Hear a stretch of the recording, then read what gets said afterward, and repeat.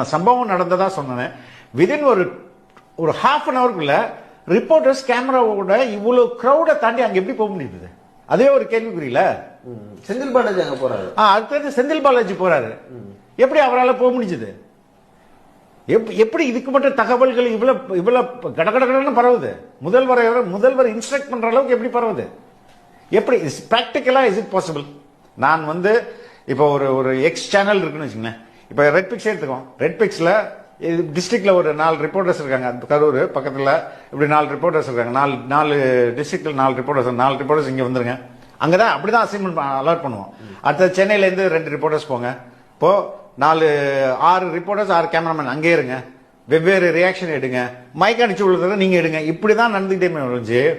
நீங்க போய் ஹாஸ்பிட்டல் இருங்க அப்படின்னு ஆன்டிசிபேட் பண்ணி யூனிட் போட முடியுமாங்க?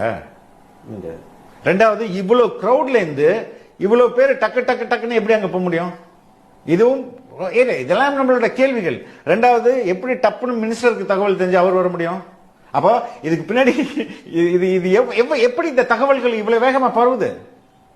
இந்த தகவல் ஏன் தாவேகாவுக்கு பரவலையா? அவங்களுக்கு அக்கறை இல்லையா?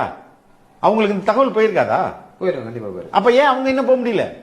சிஎம் இன்ஸ்ட்ரக்ட் பண்றதா செய்திகள் வருது. சிஎம் போய் பாருங்கன்னு சொல்றதா செய்திகள் வருது. செந்தில் பாலாஜி போறாரு.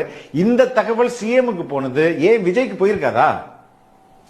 டைரக்டா செந்தில் பாலாஜி பாத்துருக்கலாமா? அதான் இதுங்க அப்படி ஒரு சம்பவம் நடக்குதுன்னா செந்தில் பாலாஜி நிறைய போய் பார்க்க போறேன். சிஎம் சொல்லி போய் பார்க்கணும். இல்ல, செந்தில் பாலாஜி போய் பாக்குறாருல. என்னுடைய கேள்வி என்னன்னா, செந்தில் பாலாஜிக்கு சென்ற இந்த தகவல் ஏன் விஜய்க்கு போய் சேர்ந்திருக்காதா?